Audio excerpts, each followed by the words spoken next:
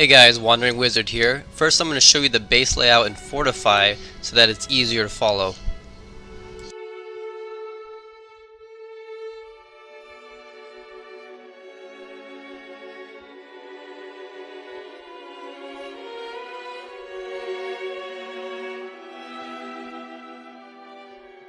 You'll notice I'm going to delete some foundation tiles here.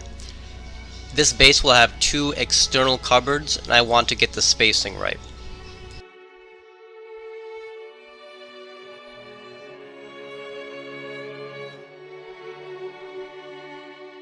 Notice the placement of the cupboards and the door layout. The rest of the first floor will be easy after this.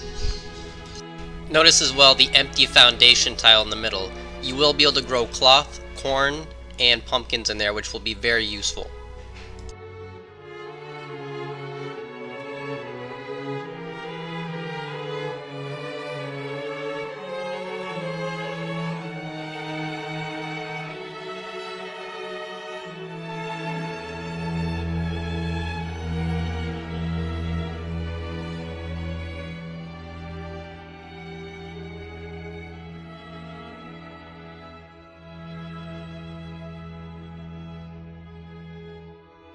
Since both tool cupboards are surrounded by two layers of walls, a raider will need to use HC4 to get to both of them.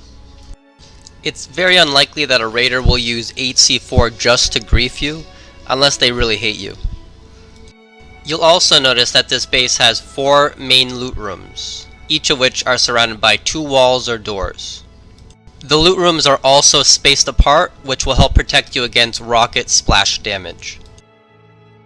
At 38,000 stone, this is a very economical base. It's very doable for a solo player. It's also going to provide you a lot more protection than many much larger bases that you'll see on YouTube. If you're trying to build this base, it's going to be easiest to follow the Fortify footage. So instead of going through a long in-game build, I'm going to take a walk around the outside and the inside of the base so you can get a feel for it. Raiders are going to immediately know that your external tool cupboards are tool cupboards. They don't have doors, so obviously they're not loot rooms.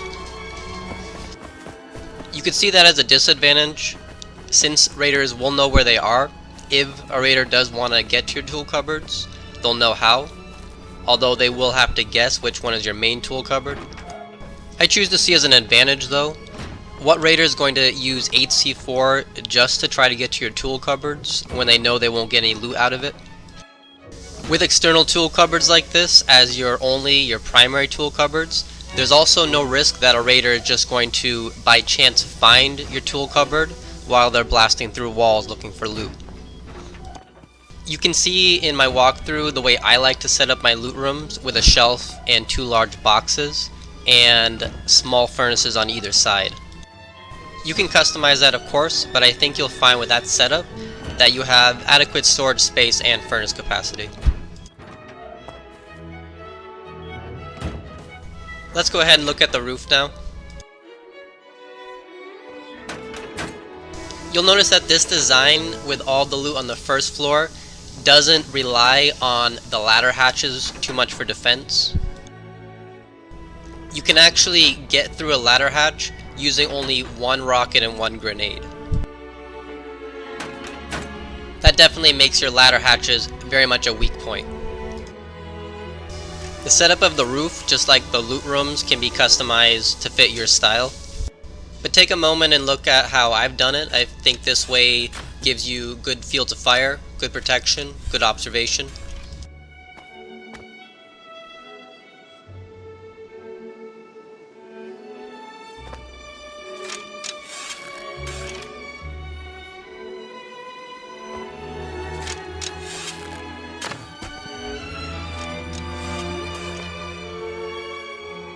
Now of course I can't just tell you that this is a 19 rocket base, so let's actually go ahead and raid this. C4 would be very straightforward. It will take you 12 C4 to get to all the loot rooms no matter how you raid it. Rockets are kinda tricky though because of splash damage. I'm going to do my best to maximize splash damage, so let's see how many it takes.